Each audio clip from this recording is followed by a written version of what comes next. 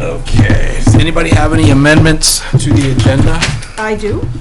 Okay, I have pieces of paper that are the list the 2015 maturing liens. That's under consent agenda. It's just for you guys to look at and have information on it. So that's number 4. And then I have number 5, which is the ACO report, which I've actually sent to most of you anyways. under the consent agenda? Consent agenda. And then under assessor's session, I have B, which is the abatement for map 10, lot 55C. And I think that's it.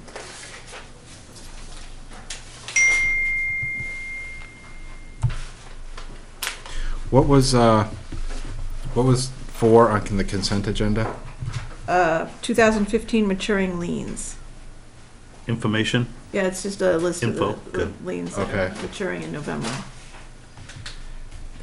All right, is that something we'll have to deal with in more detail at a future meeting, or? Depends. Okay, all right. And then 5 was the dog Yep. catcher report. Okay. Okay, any other amendments to the agenda? Okay, public comment?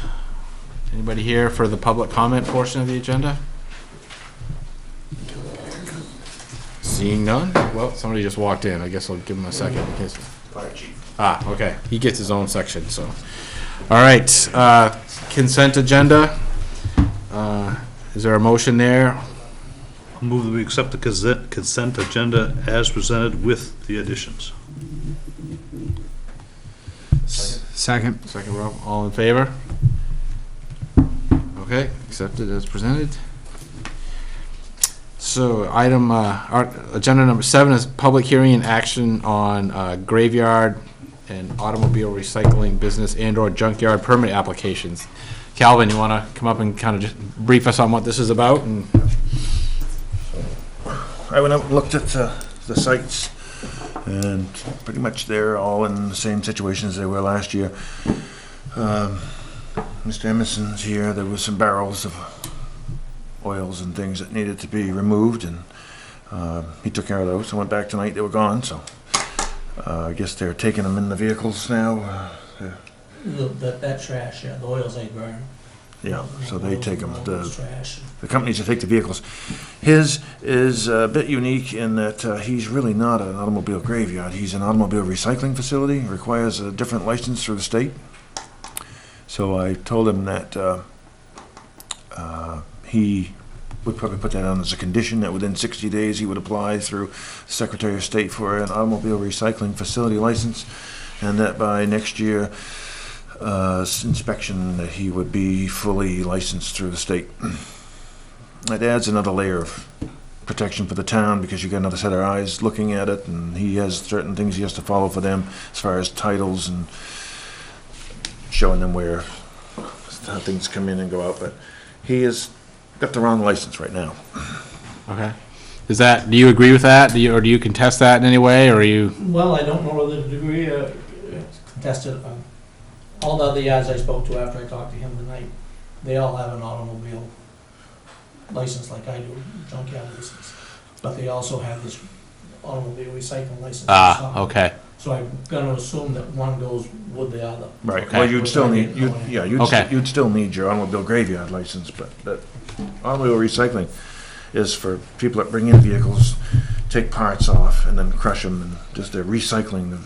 It's different than somebody who's just got a bunch of cars out in the woods that they just want to keep. What little time I had to do figure this out tonight is one goes with the other. Okay. All right. So it doesn't appear like it's a major issue for you. It's you're fine No. with the condition. No. Okay. It's All right. just a matter of paperwork from what I understand. Okay. Great. So if that's okay with the board, that would be a condition that I would add on that one. Okay. The rest of them are all okay then? Yep. So it's okay to approve them? Yep. With your opinion? Yep. Okay.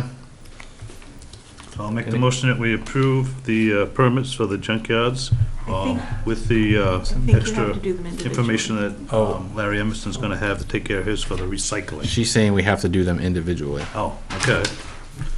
All right. Sorry, guys, Okay, let's do Larry's Slowing first. me since I got down, it all Ruth. spit out there. slowing you down. Holding it, man. I don't know. All right, So we did Larry's, You- because I already spit it out. okay. Did you mention with the conditions? Yes, yeah, Okay, yeah. all right. Was there a second to that? I'll All right. second it. All in favor of Mr. Emerson's license with conditions as presented? Okay, good. And how about a motion on Kenneth Carl the second? I'll move that we approve Kenneth Kyle the second junkyard permit. I'll second it. All in favor?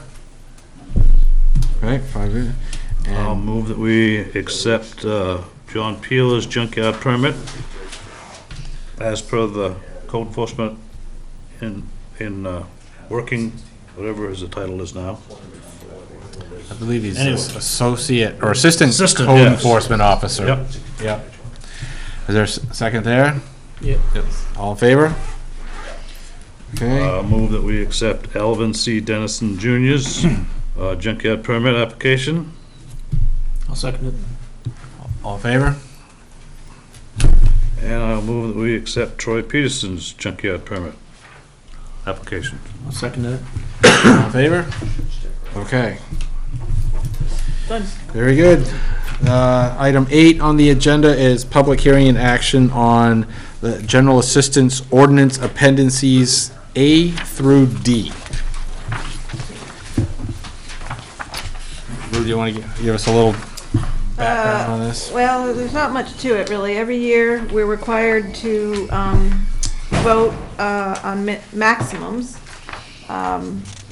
Our town falls into the Lewiston-Auburn area maximum, and so the state provides us with these. We can vote to approve or accept these as the maximums, or we can make up our own. We've always just approved Gone with the what state they ones. use. So, Well- any reason you can think of that we shouldn't continue that No. pattern? Okay. Because we know better. All right, all right, I think we should change them all by $1. all right. Is there a motion on this then? Or any other questions for Ruth on this? All right, I would entertain a motion on this So one. moved. All right, we have a motion to approve the general assistance maximums as presented on the summary sheet. Is there a second? I'll second. All in favor? Okay, motion passes. You are moving it on. Yeah. Okay, action and discussion items. 9A, Maine Department of Transportation's plan for the intersection of Route 125 and Meadow Road. We have Rob Betts from Maine DOT. Welcome, have a seat. Thank you very much. Joining me here is Randy Ilian, who is the designer on this project, so he's done all the work on paper that he'll be handing out to you guys. Yeah, that's fine. So the purpose of us appearing today is basically just to get out on record that we're coming to town with a project to reconstruct the intersection of Meadow Road and 125. The intent there is to correct some grading and sightline issues that are present, as well as realign Meadow Road so that there is better visibility pulling off of it. That's off the end that heads towards the falls. That really. Correct, Yeah. correct. So this is actually our full working set at this point. We're just about at the 50% completion point in design. The last page in here is actually going to give you the best overview of everything that's happening, in plan view anyway. Oh, right, yep. So what you'll see is we're adjusting the curve a little bit. Along with that, we're kind of flattening the grades as we run through it too, so the transitions will be much smoother once all is said and done. And sight lines coming off Meadow Road will be significantly improved with the 45 mile an hour speed that is posted out there. Right now, the project is expected to cost about $360,000 in total. And we are hoping to have our final design complete by about February. Once we have our final design complete, we go into a negotiation phase with property owners, and we expect that process to last about 8 months, which means we might be able to get this out to advertise to a contractor in October. So I don't anticipate any work to happen in 2018. Probably would happen in 2019. But if we had can't any pull it off contact? any sooner, we would come sooner. Have you had contact with the owners at all? Like, Yes, we have. Okay, We met with the heavily impacted abutters in the last few weeks to discuss some site issues.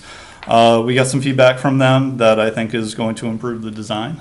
Otherwise, I think they were relatively in favor of what's happening out here, certainly understanding the needs that are out there. Randy, I don't know if you want to add anything to that. No, I think you summed it up pretty well. So you're not just working on the approach of Meadow to 125. You're making some changes on 125 as well. That's correct. Okay. Previously, there was not appropriate sight distance for the posted speed out there. Since then, some trees have been cut down, which has improved the sight distance, but it still isn't quite meeting our standards. So we want to make some adjustments to the actual vertical rise in the road to clean that up. Okay. and is there a slight alignment change on 125? Yes, there is. Just a little- And as Just around station like 11. correct, Yeah, if you turn to page 5. So it's gonna swing that a little bit. it's going to push out a little bit, and that's to lessen the impact to the existing property owners. Around station 10+00, you can see the light gray line is the existing center line, Okay. and then the lines with the stationing on it would be the proposed center line, so it makes a more gradual curve. Then if you look below, you can see the matching profile of the road as far as the vertical profile. The changes would be slight fill and a slight cut. So you're moving it back quite a bit. The people in the inside corner there are okay with that? She was more concerned with us coming too close. Yeah. Naturally. Yeah, pushing that out gives us an opportunity to clear out some room on the inside of the corner to make sure that you can see through and navigate the corner more safely. Mm-hmm. Great. Are you gonna rebuild an asphalt Meadow Road while you're at it? Yes. Anything that we impact on Meadow Road, which as you follow that stationing, Not all the anything that we impact, which will take us about to that first driveway on there. Hey, that's a few hundred feet. Can you impact a little bit further down the road? That's all I can justify for this. Tax All the way to the Four Corners, Middle Roads. Every couple hundred feet. Yeah. So, Yep. yeah, Yep. we'll take it. Sure you don't want to shift that back? I think it should go all the way to Smoke. Yeah. Yeah, right. So you guys are gonna address that flooding that happens every year, and picked up the... Yes, around station 1250, you'll see cross pipe. Yeah.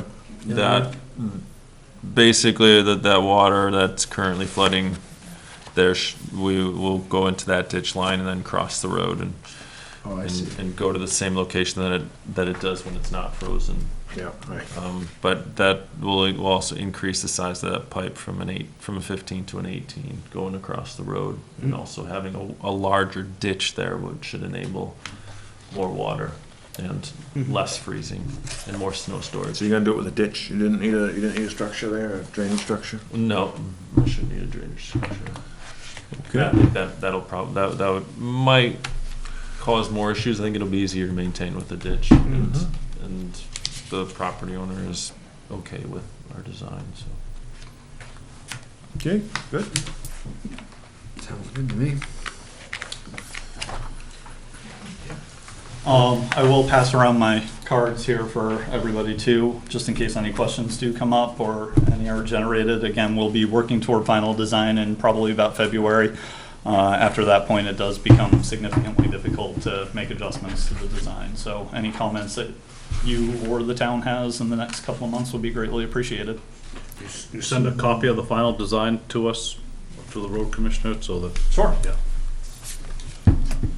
Should we be having a hearing on this, or is this a hearing on this? This is the hearing, where we went to meet with the You've already landowners. worked with the So- landowner? Yep.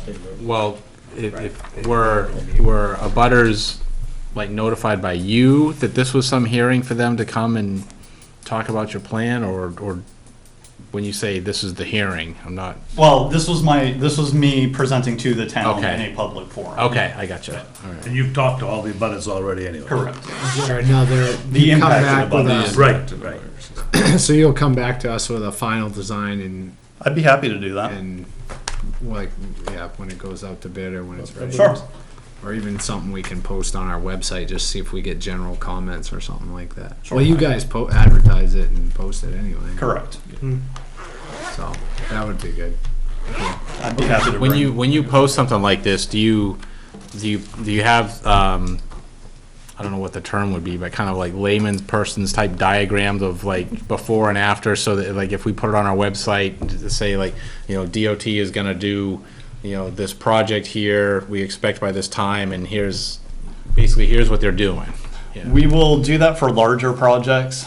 Something like this, I'd be happy to meet with somebody one-on-one if they had specific questions that they couldn't get from the plans. Okay, all right. We just had like a design over the aerial photo or something, that would be Mhm.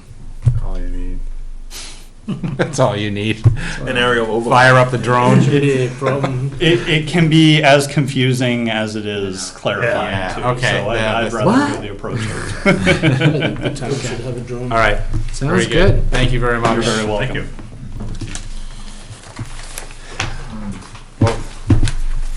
I understand, though, that you guys are not the people to talk to about the DOT's plans for the Route 125 and Quaker Meeting House Road intersection? That is correct. However, as I had offered to Ruth earlier, I'd be happy to take any questions that you have and get them to the project manager, just to make sure that they're addressed in a timely manner.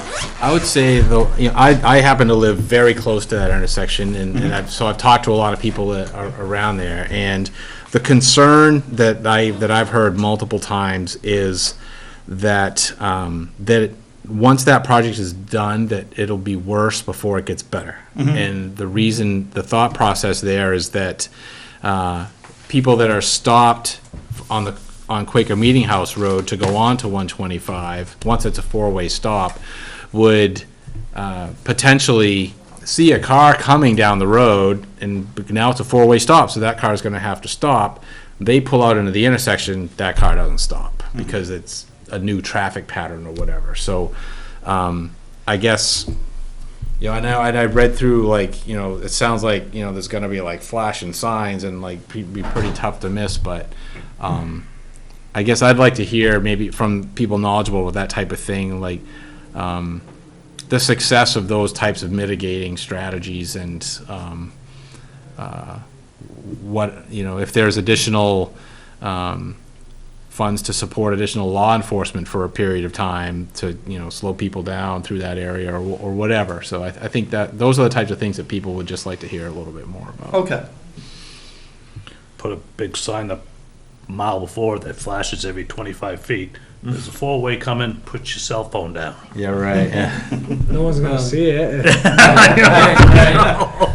Yeah. Until we can figure out how to electrocute people through their cell phone so they pay attention. That's actually not a Ooh. bad idea.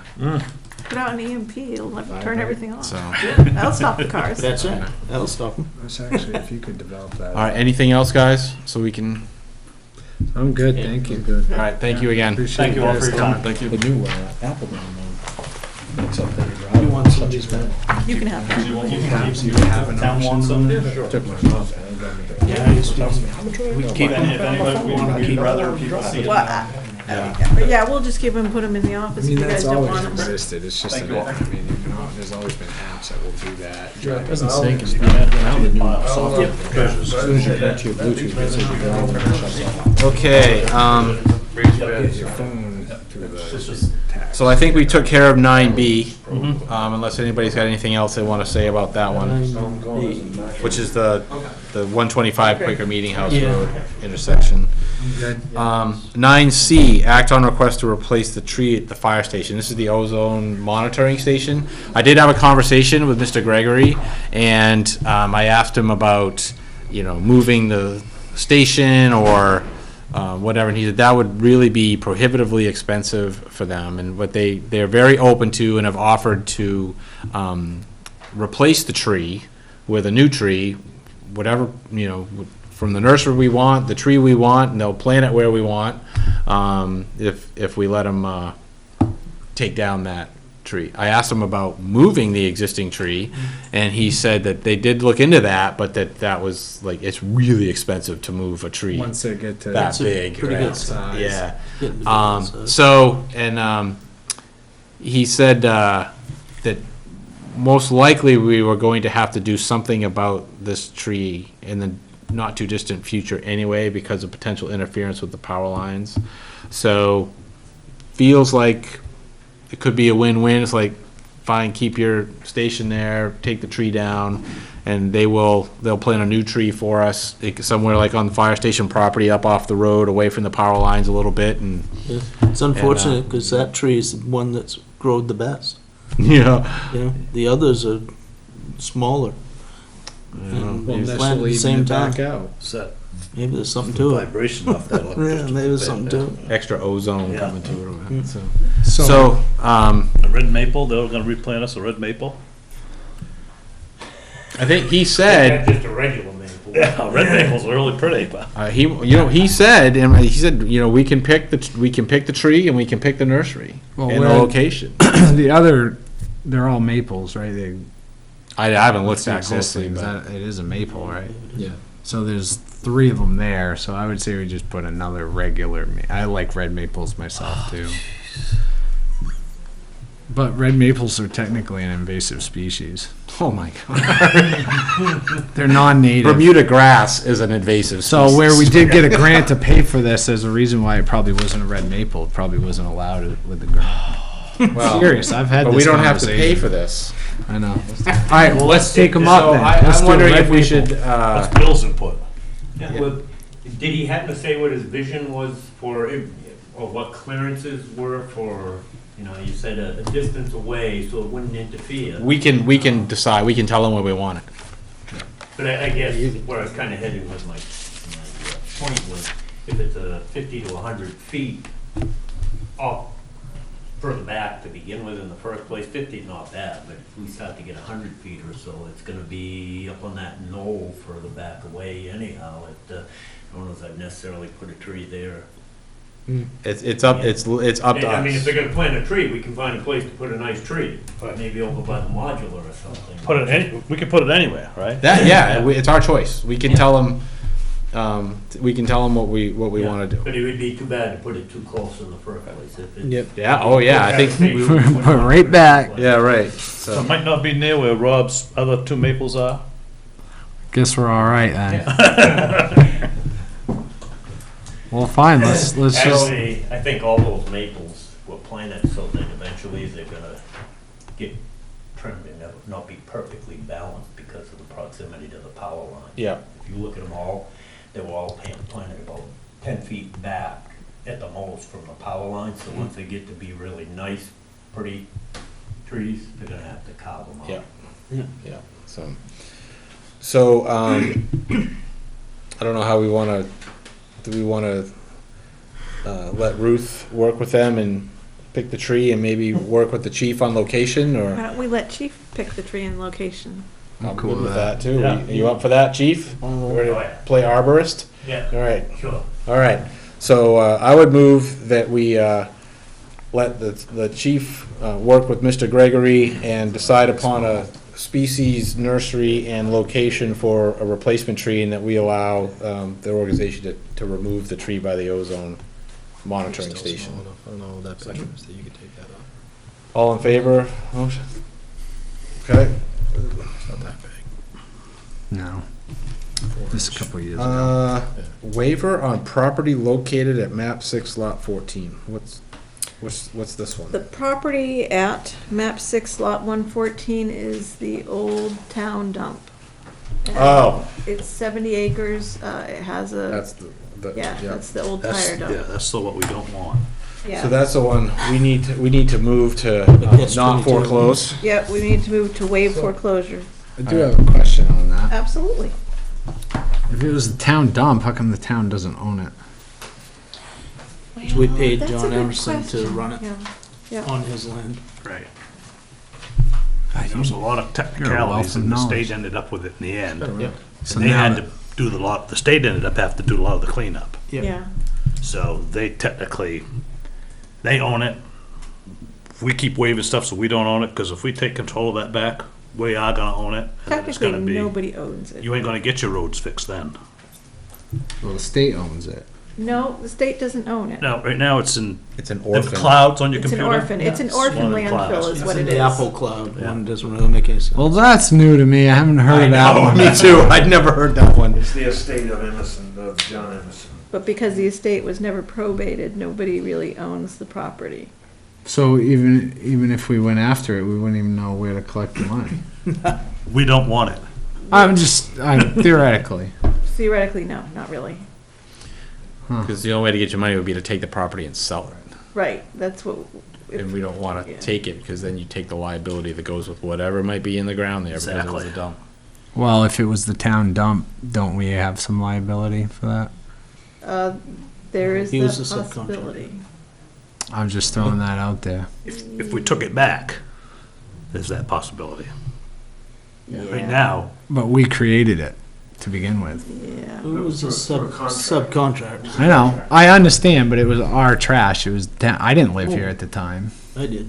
but I'm just Lot of saying. fun. It was a lot of fun. you should be able to solve a lot of I'm problems just. down there. I'm not. I mean, I'm all in Saturdays. favor of the waiver. I'm just saying maybe somebody needs to suck up the responsibility, fix it up, and sell it, Well, or it's just going to sit there forever. I'll second that. Put a ball field Chief there. has something he Chief has a wants to question. share. Well, actually, when I became chief, one of the things that I inherited was the tire dump, because that was the third largest tire dump in the state of Maine. The state, that's actually why the state, I believe at the time, they took receivership They of did, it. yes. I think they relinquished that, haven't they? I don't know if they've But anyway. relinquished it. We contracted to do our landfill, and part of the reason, there were many other contracts, it's not just our stuff that went to that site in the first place, no. so. Stuff I from understand what you're Massachusetts. saying Oh, to some boy. extent, but there was a lot of other stuff Okay. that went there along with the tires, that was not us. Okay. Thank you. All right. Stuff that went in the middle of the night. So do we have a motion to waive foreclosure on this property? I'll make a motion to waive foreclosure on this property. Second. All in favor? All right. There's lots of tractor trailers on a daily basis coming in there. Oh, boy. And nightly. Lots. All right. So I have to move us into assessors section, is that correct? All right. I am moving us into assessors section for the purpose of reviewing two proposed tax abatements. Second. All in favor? Okay, we are in assessors section. Ruth, what's the first one we want to talk about? We're gonna do map 8, lot 56A. There was a discrepancy in the area of the actual building, which made it a difference of 288 square feet, or $7,000 in value, which makes it an abatement of $131.95. Okay. Can live with that. Is there, I move that we make the abatement of $131.95 on map 8, lot 56A. I'll second it. all in favor? Okay, 5-0. All right. The Second second one? abatement is map 10, lot 55C, and it's regarding the number of bathrooms and bedrooms. This is the one we tabled for math correction? No, that was the last one. Oh, it was? Okay. So we had it down as having 2 full baths, and they actually only have 1 full bath. So makes it a difference of $71.63 would be the abatement. Okay. I make a motion that we abate $71.63 on map 10, lot 55C. Second.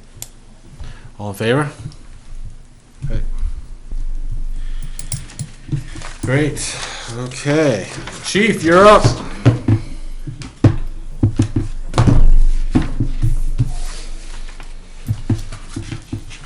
Do you have to move Ready us out for of ya. abatement session? We're rolling. Yep. Rolling right along. Yes, you are. I like that. Everybody have my report, or do I need to distribute it? Is that the one we got emailed today? out, yeah. Might as Distribute well. it, You paper already copies? printed Yeah, it. I need to print it up. You already printed it. My rock's getting dull. I skipped your rock. Sorry. Your sign is Kevin. It's probably on my computer It is. Yep, it is. that I didn't look at tonight, but I did look at yesterday. Why I have to be the back. Actually, that's my wife's computer. Clear that up. So you didn't see no way around. Yes, I'm gonna have to bring it with me tomorrow. She'd beat you with a bigger rock. Guess I went around. But just to start off, the Well, water I'm test, anyways. You are. Oh, yeah. water test came back, and we had some measurement in one item, but it came back good in everything else. The E. coli bacteria and everything was all good, so I still got my signs up, but I put it back out end of November, first part of December, and make sure that it wasn't just a case of bleaching it and got it cured for a short period of time, so. So is this is the first test since the shock, or the second test since the This is the shock? first. The first one, okay. That was the first one. Yep, yeah, I'm going back, I said I want to do a second one, give it do an initial one and then give it 2 or 3 months and, make sure that it wasn't just a case of adding the bleach. We'll have the results in time to know whether we need to Have a put a town new meeting. well in the budget Yes. for next year or not. Yep. Yeah, good. Yeah, I'll do it in November for part of December, somewhere in there. So, we should have it in plenty of time to find out. Stipend coverage, just to briefly touch on that, it's going slowly, but it's going well. We've got a couple of people that really seem to be sticking with it and stuff. I have 4 more at various levels of the training for the department and stuff. We're looking at trying to implement a scheduling software, because now scheduling is becoming an issue, trying to do it with text messages and emails and word of mouth. So I think we'll probably try that in November to see how it works, if it works well or not. Aerial operations class, they got one more day to complete. They actually tried to do it on Sunday. They ended up having to cancel because the left front outrigger on the ladder trucks was settling. It wouldn't hold its level. It kept settling on them. It wouldn't take the weight on that outrigger. It's actually going to northeast. I put here that it'll go later this week. It's going first thing tomorrow morning. They're coming to pick it up and take it up and take a look. He seemed to think it might be I guess there's a valve on top of it. So those don't have like a manual, or you can't, once you put them down, there's no like extra lock that would let that. Hold it once you actually Yeah. get pressure on it. Yeah, nothing like that. Not that I know of, no. Okay. No. So anyways, they didn't finish the training. It's going out to get looked at tomorrow. I'll know the results probably by tomorrow afternoon. It doesn't sound like he seems to think it's very serious. He thinks it's just a control for it, or a valve for it. Ladder tests, and that's part of the urgency of it. I have ladder tests scheduled for October 18th. They'll be here testing the ground ladders and the aerial ladder. Hose testing, reported last month about hose testing, and that we were unable to get a contract in time for the time frame that we had to complete hose testing, so the department was going to do it again this year, and that's been completed. When they couldn't finish their ladder class, they actually finished the last of the hose that day. So we have the hose testing has been completed. With that in mind, one of the projects I presented was trying to utilize the money from that and getting the station rekeyed. We've met with the locksmith. We discussed options, and if I go without the computerized option and just go with a keypad type lock, he seems to think I can do commercial keypad locks, and I won't be able to read who accessed, but I really don't care about that. We have security cameras and stuff there. I really care about removing the key and being able to take back assigned access when people leave the department and stuff. So I think on the outside, we'll at least be able to make a keypad work, maybe even one of the interior locks. Perhaps not all doors, but there's really only one primary fire department access door, which is the further side. So anyways, we met with him couple of times now. We've got most of the paperwork squared around, so I actually think towards the end of the month, first part of November, we'll start that project. And then the last one is the apparatus committee. We've had a ton of meetings. Gone over different options and different ways to present it. The end result is the committee, the consensus is they feel that we need to continue pursuing the replacement of engine 22, pretty much the way it is, maybe a few tweaks here and there, but nothing's really major, total reconfiguration or going away from it.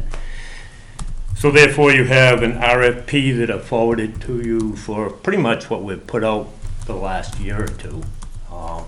And then that should have a vendors list. The other thing we reviewed simultaneously was the replacement.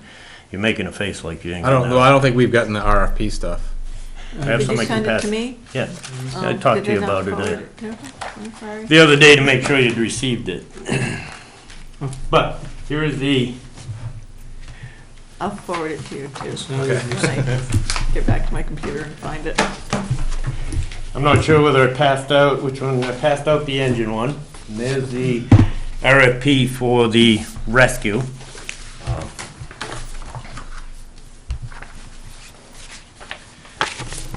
The RFP for the engine, actually the RFP for the engine is pretty much the same as it's been for actually the last 2 years. The vendors list is the same vendors list that we've utilized, not the first year, but the second year, because those were the only vendors that actually submitted proposals in the first place, the first time around.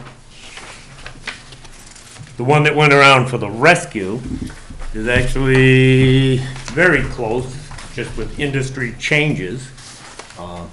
An upgrade based on diesel versus gasoline. It is very close to the same one we used in 2007 for an RFP. So you're going to gas on the ambulance or diesel? No, the committee still would like to go with diesel. It's we had the, why it's listed for the ambulance for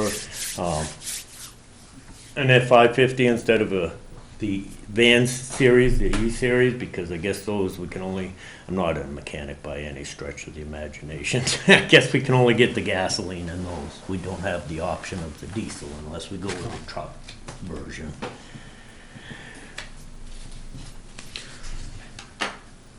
One of these, I thought you'd already had a chance to look at them. My hopes were that we could actually get your okay to put it out at this point to get proposals and packages back, because we can't really move anywhere in any direction without having numbers to go with.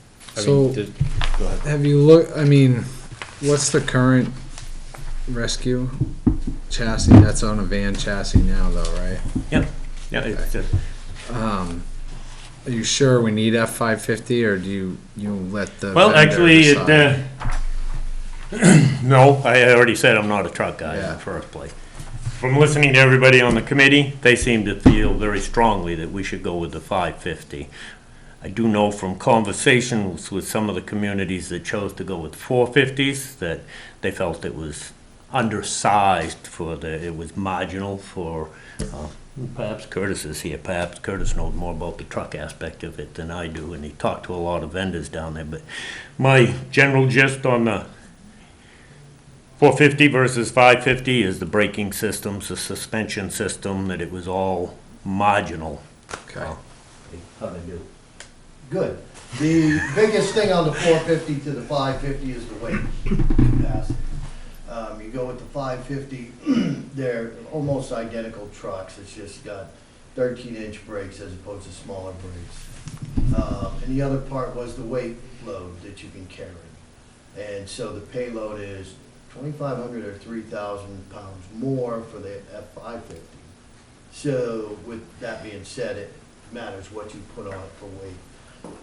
Down south of here, they all started swapping to 450s, finding out like Massachusetts has laws that you can't brake.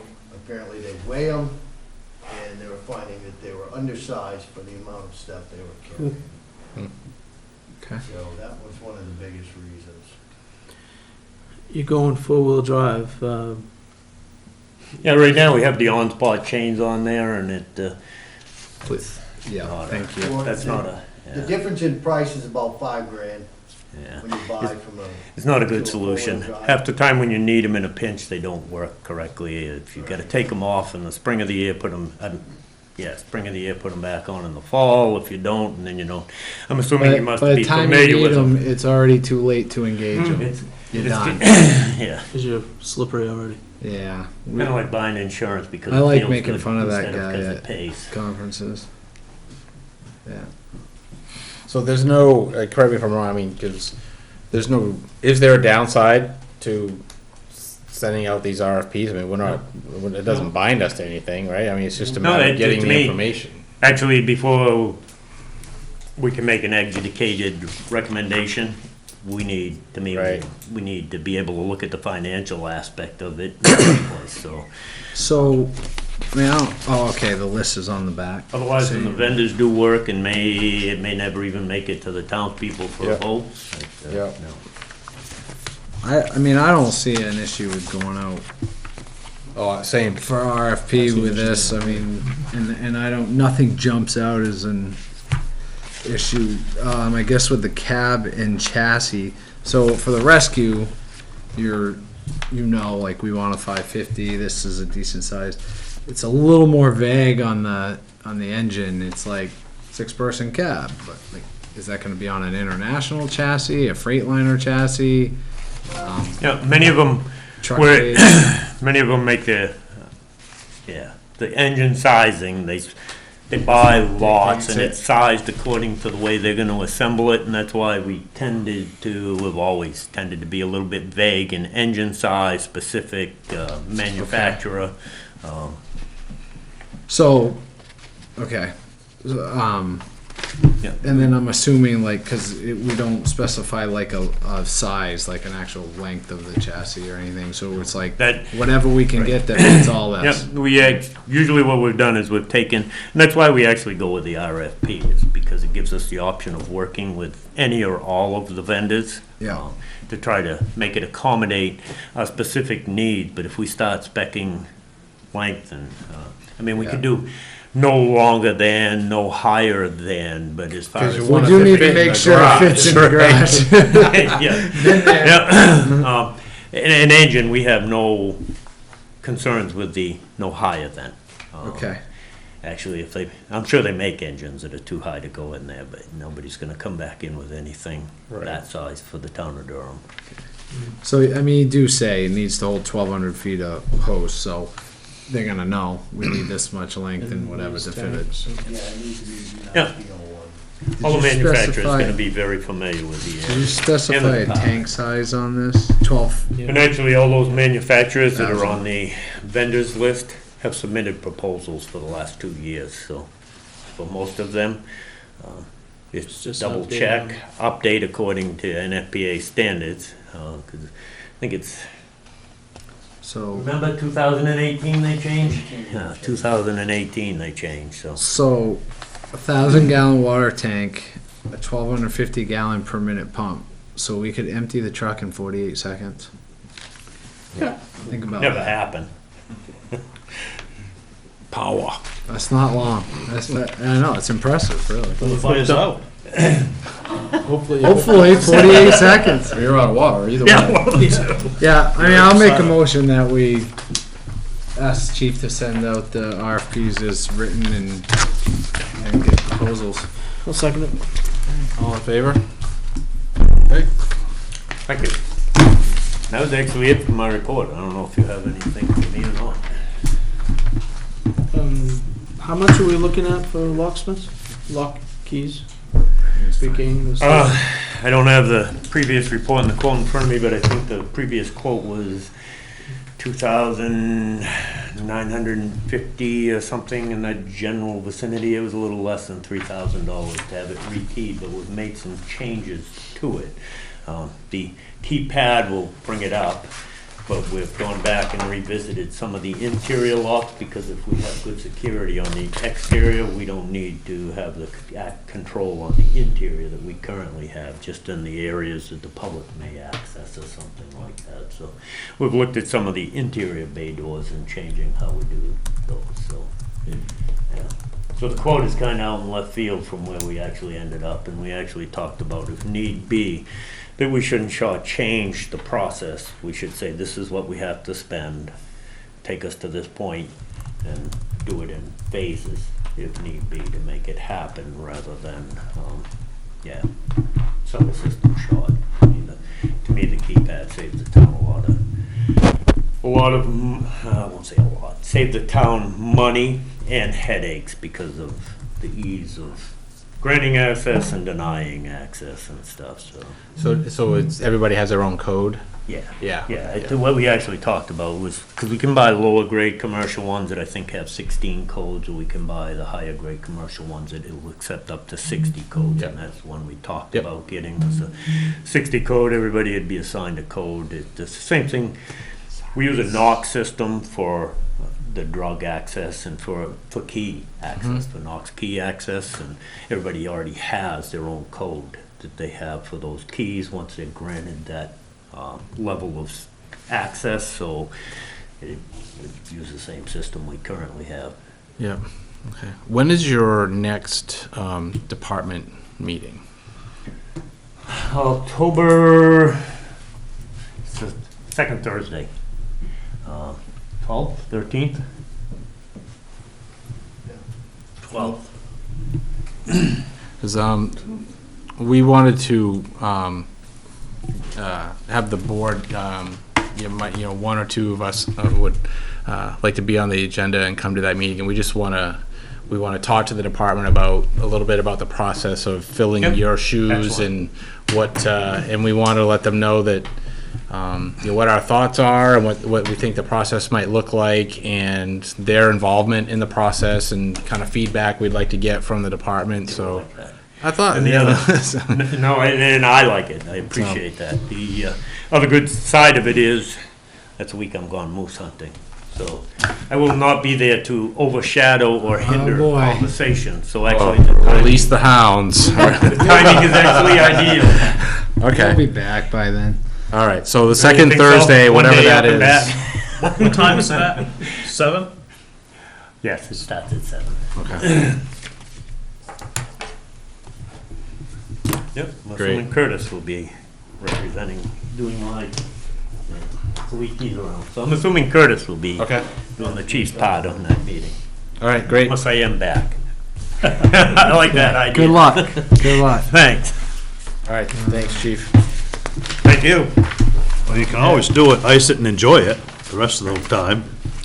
Yeah. Much work. Yeah, I know, That's a lot. especially if it has to be warm. Just refresh on that, 19th at 7? 7 o'clock on whatever the second Thursday That is. is the 12th. 19th. Oh, it's second Thursday, I'm thinking. So it is October All right, 12th. 12th, at 7, okay. Great. Okay. Town administrator report. Yep, so a couple things, the server, I have an appointment for October 18th, which is a Wednesday, that's when we're gonna switch over to the new server and hope everything goes smoothly. I did look into, I got quotes for the fire/alarm systems for the buildings that we had discussed, but they're all fairly substantial initial setup fee. So I think we're gonna need to put it in the budget for next year if we go ahead and do that. By substantial, like 10,000? Less than 10,000, Okay, But- sounds good. enough so that Yep, next year sounds good. it's not in the budget this year. Okay. And then the last thing I wanted to talk to you guys about is the renovations, because I feel like I'm chasing my tail. Okay, why? I'm trying to figure out, well, the history of this all started when our last code enforcement officer felt that it was too crowded in his office and he needed to have an office of his own. And so we started on this, and also he was trying to get more room in here too, although that didn't tend to work because the back wall of this is all the electronics. So his original thought was that we would move this wall back by about 4 feet, making this room a little larger for public hearings and stuff like that. But because of all the electronics on the back wall, it makes it very difficult. So we had gone ahead with the budgeting committee and gotten $30,000 for a renovation. And there have been several iterations of this renovation idea. And the newest one is that the men's bathroom would become a unisex bathroom. The girls' bathroom would become a fireproof storage area where we would fire whatever 2-hour rating storage. Fire code the walls. Fire code the walls and the ceiling and a 3-hour rated door.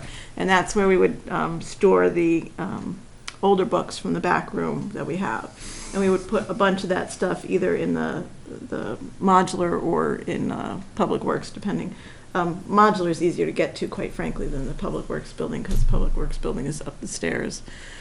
And then that back room, which is a storage room now, we would put a couple windows in, egress windows, and then that would become an office. My office. Because it's the biggest one.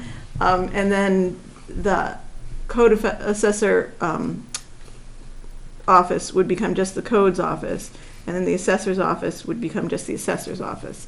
And that's what direction I was heading, and I'm looking for input and thoughts on that as a direction. Well, you're here all day and using the bathrooms and stuff like that. How do you feel about a single bathroom? Oh, we don't need more than one bathroom. I agree with that. We don't have that kind of traffic. I mean, generally, there's only 3 or 4 of us in the building. And it's open to public too, though. Yeah, but they use it once in a while, but I mean, it's not like. Put a button on that door to make it handicap accessible, or a different door if you had to. And I suggested to Ruth to change the toilet, because that toilet's not a handicap toilet. It's too low. You have to have 17 inches, and that one's only 15. So you could change that out. Do away with that urinal, that was Ruth's idea, which I think is a good idea. If it's only gonna be a one-person bathroom, that'll give it more room if somebody with a wheelchair had to be in there. And could make it, yeah, Right, we definitely need to make it ADA Right. accessible. Yeah, if you'd we're have to, gonna but do it. why would you discount the urinal and get rid of that? Well, it would make- Why not just take that partition down? Just take the petition down. well, I suppose you could. Well, it just leaves, just makes it a lot cleanlier for the women. If you're gonna lock the door. Yeah. I just have visions of little kids going in there and. The parents that's their problem. That's if you haven't taught your kid by now, I don't know what to tell you. You're not gonna solve. They're gonna play in the bigger toilet, so it doesn't really matter. Yeah, I mean, either way, I didn't care either way. I was thinking it So, would make more room. We But derived this plan for say, but we don't physically have a plan. Well, no, we don't physically have a plan. And this is, Do we have? So we have a plan of this concept building, or an sir? idea and a budget without A plan of an this actual building? plan. yes. Oh my And God. I'm gonna, I was on the budget committee last year when we approved and went along with the selectmen on this. And in hindsight, I think that was a mistake. Because to Rich's point, there isn't a plan. There's a list of ideas, but there isn't a plan. And I question the premise upon which the ideas are based. So part of what's driving this and what drove it originally when Paul was here was his desire to have his own office, which I get, but it also allocates a separate office for an assessor that is here 2 days a month. And so that, I just think that, we put the cart before the horse. We went directly to solution without really just talking about what are the requirements and then what are the different types of ways we can meet the requirements. And if you step back and you say the requirement is, okay, we need, a better office space for the code enforcement officer, or we need, or whatever it is. We need more storage or whatever. There's lots of different ways to approach that don't require a major construction remodel project in here. Like, for instance, this room here, I think, is probably underutilized, partly because of these tables. So if there are, and like the tables you see in conference rooms at LLB now, they're on casters, the tops fold flat, and you can stack 10 of them right against the wall here. And then I'd rather spend a little money on something like that and get a lot more use and flexibility out of this room that could maybe meet some of those requirements. We said that the assessor's office has a desktop computer, and so that's you know, kind of why, well, she needs a separate office because that's where her computer is. Well, I'm like, well, let's get her a laptop, you know, and then she could be wherever she needs to be. Maybe if we invested a little bit more money in different storage solutions, we could gain some space that way.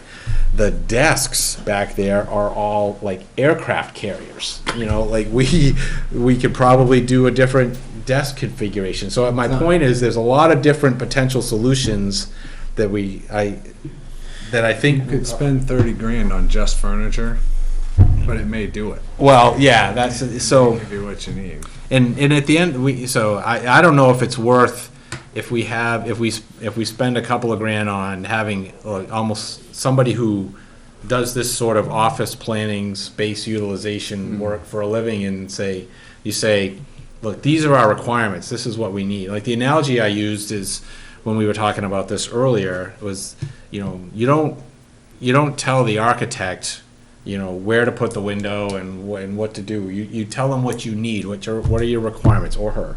You need to say, okay, I need a mudroom, and I want my laundry off the kitchen, and I need this, you know, whatever. Your list of requirements, they come back to you with some potential solutions. And I think we need to go through that process before we start knocking holes in walls. I did get some of that information, and that's, if I remember right, because that's what partly drove Ruth and I talking. I said, well, wait a minute.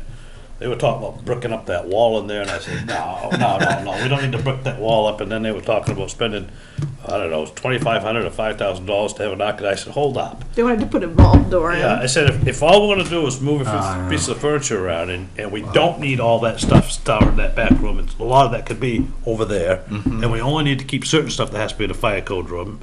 And if we went to that one bathroom, all we gotta do is add sheetrock to get a certain hour wall, change the door, a few things like that. I said, we don't need to hire $5,000 architect to change a few of those things and paint. That's just crazy. Right. Because it was the quote that I got. Yeah, no, I get, but that was the quote for a specific list of work we gave them. We gave them the solution.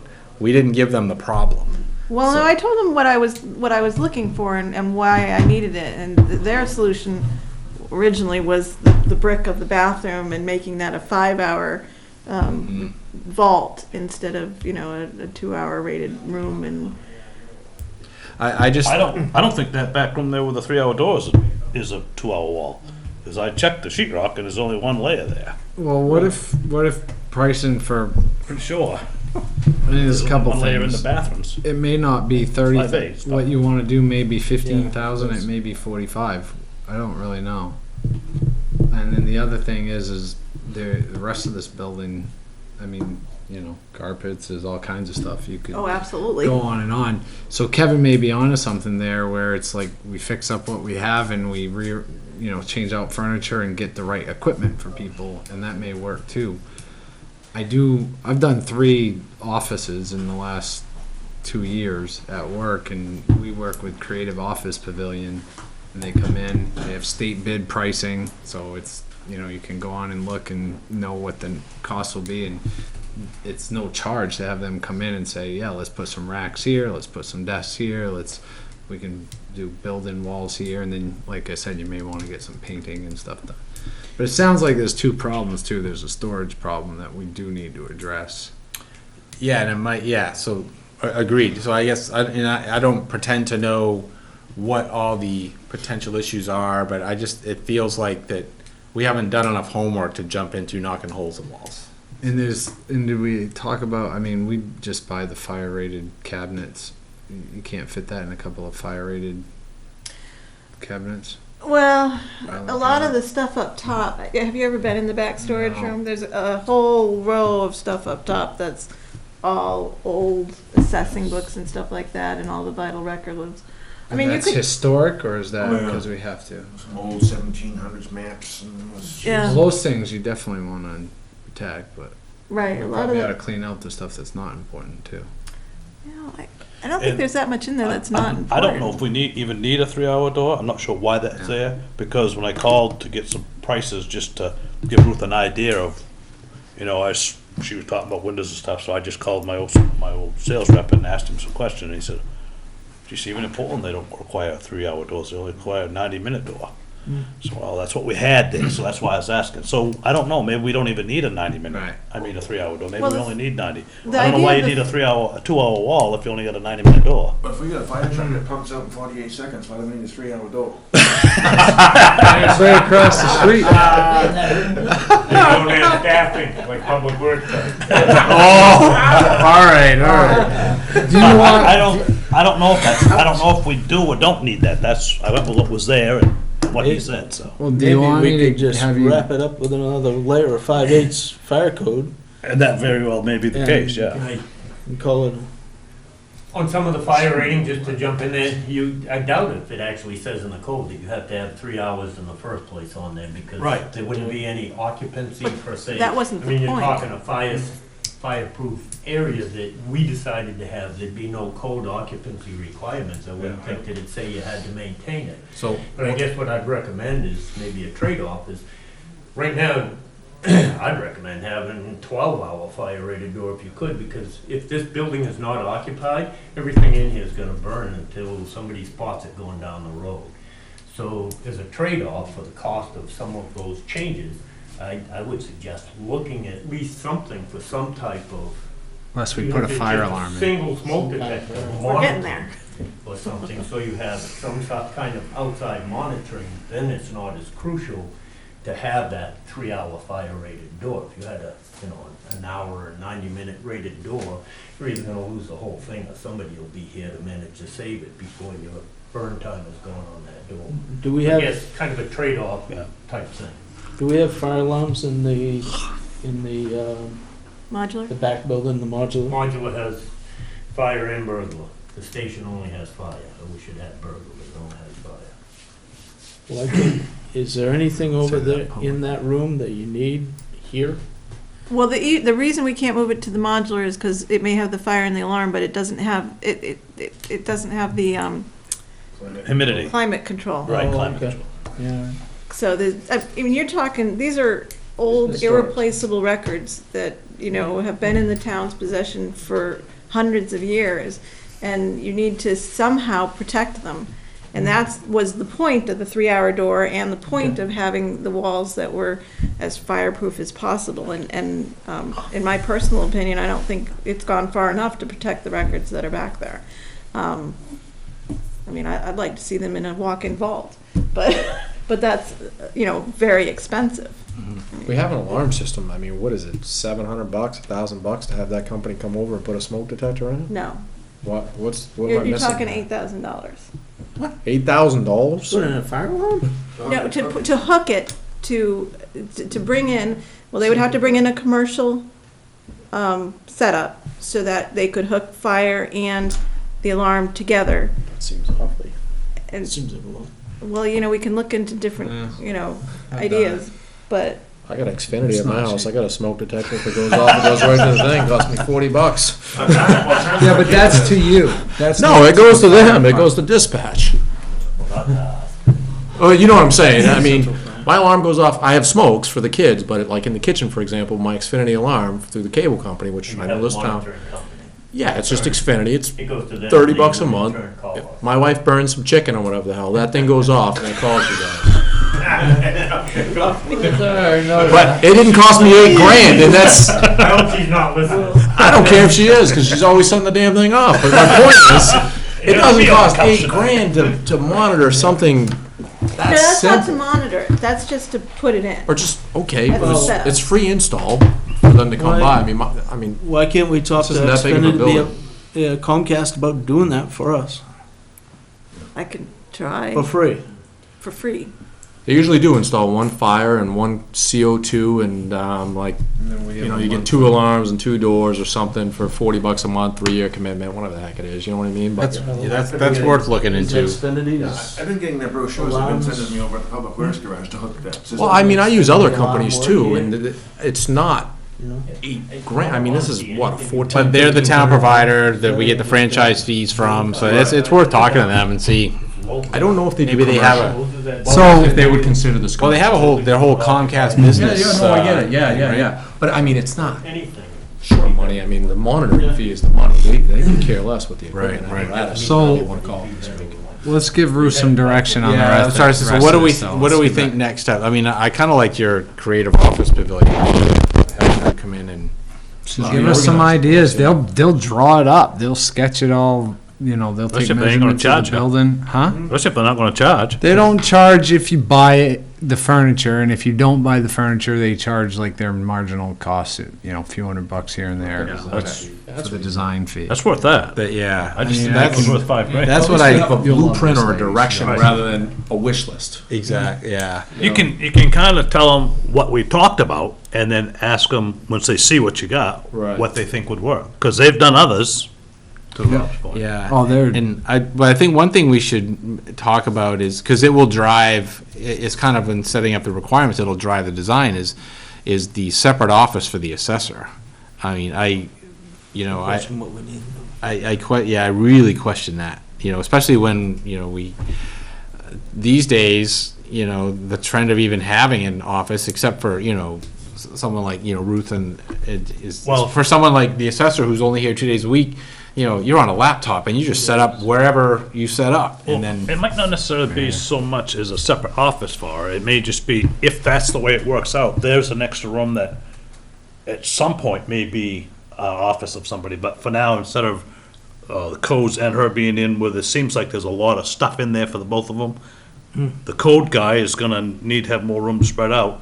If we've got that spare room, that's where we put her for now, knowing that it may not be there forever. That was the only thing I What's the was. spare room? Well, that back room where she would, where Yeah, but Ruth to is do now. that, we still have to, that still involves putting egress windows and turning that back. Right, storage if we room. was gonna go that route, right. See, I'm saying Right. don't do that. Okay. Use the offices that we have now and have an alternate plan for the assessor that's only here 2 days a month. Whether, like, we were informally chatting before the meeting, That's Cal, less this is than where I'm he used to here. work. The code enforcement officer just knew that 2 days a month, the assessor had his office and he would go out and focus on inspections and do something else that day. Yeah. So I think those are the type of. Is it a space frankly, thing? small town creative things we gotta think about, because, we know what we have in front of us for roads. Fire department's getting ready to ask for 2 vehicles, and, I don't even know what Calvin's gonna ask for this year, so it's like. I would like to mention that both of those offices are 7.5 by 11 feet. So, I mean, they're not big offices. They're small. Yes. Yeah, I know, well, if we take the aircraft carriers out of Let's them, you'd talk have to lots more Stephanie. space. If we can get them out. I know, we have to need a sawzall to get those things out of there. I kind of need my aircraft carrier, but that's okay. There's some pretty good stuff. I think out that's there. this is where, see, we don't even know the solutions, and that's where the professionals come in to Okay. bring us some ideas. She might say, I don't have anything to work with you, but Right. at least now we have someone with a professional opinion that says, do this. Right, Yeah. So, okay. So I think that's the direction, is to reach out to them and have them come in and then we'll go from there. Okay. Get the file cabinets out of the code enforcement officer's room, and that'd be a whole lot bigger. That'd be nice. Well, yeah, but then what are you gonna do with them? I know. Ladies' room now, and put all the fire Clear cabinets that went around both walls. So, I think now that could be a more reasonable plan, like if it's about storage, and we think we can do without a bathroom, and just have one, That's all then we fine, have. turn one of the bathrooms into a storage unit. That's a lot more cost effective than some of the other stuff we've been talking The about. town office I was at before, when you came in, there was one bathroom right in the entry, and it was unisex, and Yeah, There ain't no big flow of bathroom traffic. There's not a huge Right, bathroom right. traffic flow. yeah, so I think we're all kind of in alignment on I that. agree, even if you kept that Except bathroom on and chilly moved day. the plumbing towards the back, and made like a little small, sink, toilet on there, it wouldn't have to be Getting revenue ADA, from it. wall it off with a door, and then you could have that whole area for cabinets. You could still have 2 bathrooms, one for a small, very small bathroom for the staff, so they're not, Yeah. and then you can utilize this as your public and your ADA and if you just take unisex those, bathroom. just take those filing drawers out by themselves, you'd almost double the capacity. Yeah. Oh, absolutely, yeah. So, Yeah. So- And if there's stuff in that back room that doesn't really need to be there, I mean, we talked about, I don't know how much of it is, Bruce said the stuff that doesn't have to be there, it could be over there, then we We're gonna should need assistance to move move it. that out. we got plenty of assistance. Yeah, that's what you say. And that will give a whole different outlook on space. How often are those things accessed? all the time. The old, like, 1700s? Oh, no. I mean, is it better to, just throwing Like, this out there, is it better to Pay to archive store those in them another somewhere. facility? To be honest, I had looked into the possibility of doing in a storage, like Sure. there's a Topsom storage unit, and they Climate do control. have climate Control, controlled right. storage units. So conceivably, you could rent one of those for $100 a month and put all of our, Let's There was- look into that too. There was a young lady that came here at one point here, a couple of years ago maybe. I can't remember her first name, Miller, I think was her last name. And she was into that, and she was willing to archive and put all this stuff on disc, take photos and do whatever Yeah, for some of that. Corey. But I can't remember now what it was gonna cost, but it was, in the long run, it was very good idea, but it was we couldn't put it in the budget that year, and I don't know what happened, it never came back. I think that's a great idea, though, to archive it, and in the meantime, we could, some $100, as long as it's climate controlled, those things are usually monitored, fire and that stuff's off-site, but we're not really accessing it. The stuff that we access a lot, we keep. Yeah, they have storage, but stuff from 1700, who the hell? Yeah. Yeah, the stuff on the top shelf could absolutely be put in somewhere else. And that would probably free up a lot of space, and then Rob's, creative office solutions come in and maybe design you, a fixed, instead of a fixed wing aircraft, you'll get a, Alright, so are you comfortable? I'll get you in touch, I'll Okay. get you Stephanie, I'll get you a contact info. Use all the help I I'll- can And get. I'll call her. don't take this as like, we wanna meet the requirements and solve the problem. We just need to look at some other more, maybe less expensive, creative ways to do it, but we don't wanna leave you hanging. I just feel like I keep going down these different paths and. That's because we haven't gone through the planning phase first. We went right to, hey, let's do this, so we gotta go back and Okay. approach it the right way. Okay. I think we may have an extra room upstairs at Public Works that we could use for some of the archiving, and then between using this restaurant and files, putting some of this stuff in there and over there. Yeah, I think you would still move your. I know, they got enough space over there to last for So, so between ideas like that, I think we can figure something out, so. Figure something out. Do you have anything else on your agenda? No, I'm good, unless anybody has any questions. I think we stirred that. Okay, pot. so, yeah. Yeah. All right. So, next, upcoming meetings, Tuesday, October 17th, for the selectmen here at 6:30, and also, on Halloween at 6:30. Should we have candy stand by in case we get, trick-or-treaters come by the town office? So, They do come by. Yeah, do they really? can we talk about the schedule for a minute? Sure. I'm not coming if it's Halloween, just saying. And why don't we, That is a tough night. we do every other I agree. Tuesday, and in all seriousness, it would cut back 2 meetings a year, but I think we should stick to like first and third Tuesdays of every month, as opposed to doing every other. So, rather than canceling Halloween, we just push it back a week, and we stay on that first and third schedule from there on out. That way, it's the first and third Tuesday of every month, period. It's not every other week. Twice a year, you end up skipping an Yeah, extra we just, week. That's we all it have is. to make some kind of a official notification about that for the change, that's all, right? Yeah. Yeah. I think it's a great idea. That's fine with me, yeah.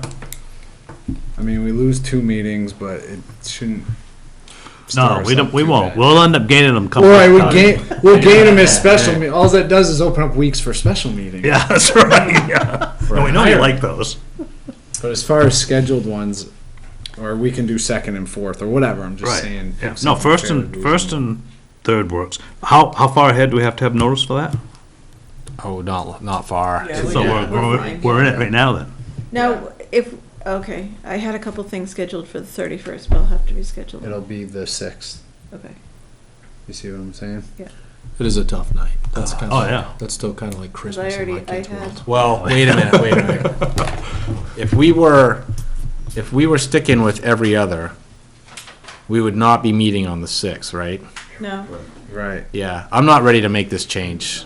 If we want to, because, I don't know about the rest of you, but my calendar goes like 2-3 months out. And so I've kind of got things scheduled according to when the selectmen's meetings are. If we want to talk about, like, okay, after the first of the year or something a few months out, if we want to change the schedule, I'm fine with that, but I'd hate to have to start moving stuff around through the end of this calendar year that I've already I already had to have things account for it. scheduled for the next Well, meeting. in the meantime, for discussion, because I think a lot of people here have, I think that's the problem, is the younger kids and so forth on Tuesday. How heavy and, how heavy do you look? Yeah, Does that night look? Opposed to that, or different? doesn't have to no, I'm not necessarily- opposed to that at all. I have to get my note to see what I have scheduled then. Yeah. It's just or even, I wouldn't even, well, I don't wanna speak. I just say, I don't even mind doing it at 7:30. Trick or treating's over by that time, but I don't mind going in overtime, but, It's a light. Wow, that's only one pillowcase. no, I hear you, but it's just, that's, Well, let's look at it after the first of the year. I mean, I don't Yeah, I'm foresee yeah, I'm problems fine with that. beyond this. I mean, we go back to the first. Well, not quite. We Well, we actually end up could, meeting. we could reschedule that one. It's far enough out. the 31st. Yeah. Yeah, I think that'd be probably a good, I mean, Well, then we end up meeting. The 2 planning weeks in a board is in row. here on the 1st. And then What about, the 31st of October, yeah, it's the other ramification, right? I have Scheduled. CMP supposed to come and talk about the plans for the power line. And Alan Stearns was gonna come and talk about the Royal River. Hmm. But we They can- probably forgot that it was Halloween as well. No, they didn't. Don't forget, October 31st. Yeah, I mean, I can call them and reschedule. So it's just 2 people that we have to, Yeah, well, CMP might be able to come on the 17th. I can figure that out, and Alan can come later on. I mean, he doesn't have to come on the 31st. What's, Who was what's, Alan again?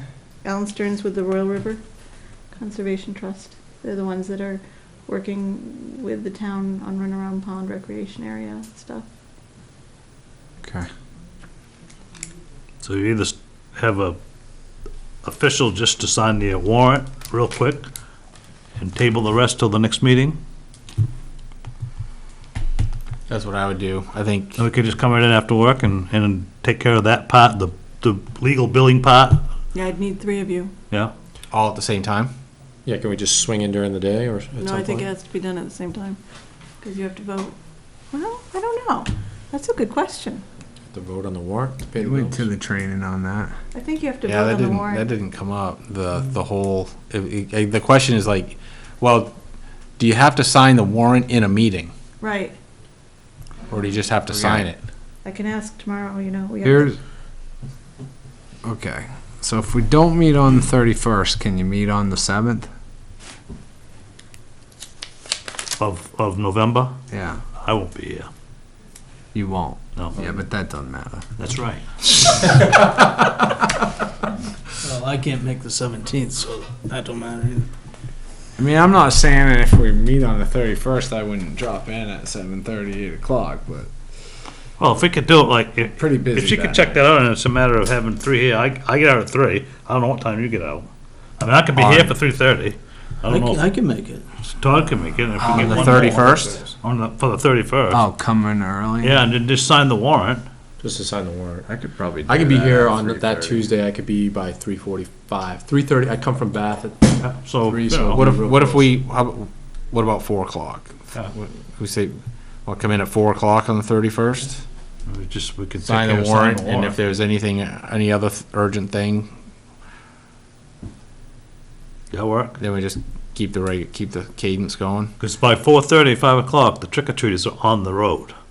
Yeah, that's the I- problem. Oh, I know, yeah. Set the clocks back then, don't they? Is it that week or is it?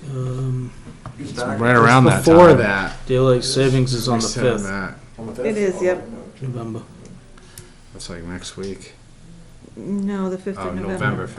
5th. Don't turn your clocks back Some years it's at the end of October and some it's. I mean, if the 7th works for you guys, that's fine. I mean, you guys can get by without me. Well, maybe I'll see I'm if. fine, that make crucial. it for 4, I mean, the earlier, I can. Let's do that, then 4. we keep our But regular, it's gonna be a half keep an our hour. regular, Yeah. Yeah. Okay. What, the 7th or? the 31st at 4 o'clock. Just come in and, Kevin keeps us on task like he did tonight, except for the whole year thing. We'll Yeah, get out of there in half an hour. yeah. All right, so the 31st meeting will be at 4 o'clock. The 17th is still at 6:30. Comprehensive Planning Committee's next meeting is Wednesday, October 25th at 6:30, and the planning board is meeting tomorrow night at 7 PM, all here at the town office. Okay? All right, so I'm going to move us into executive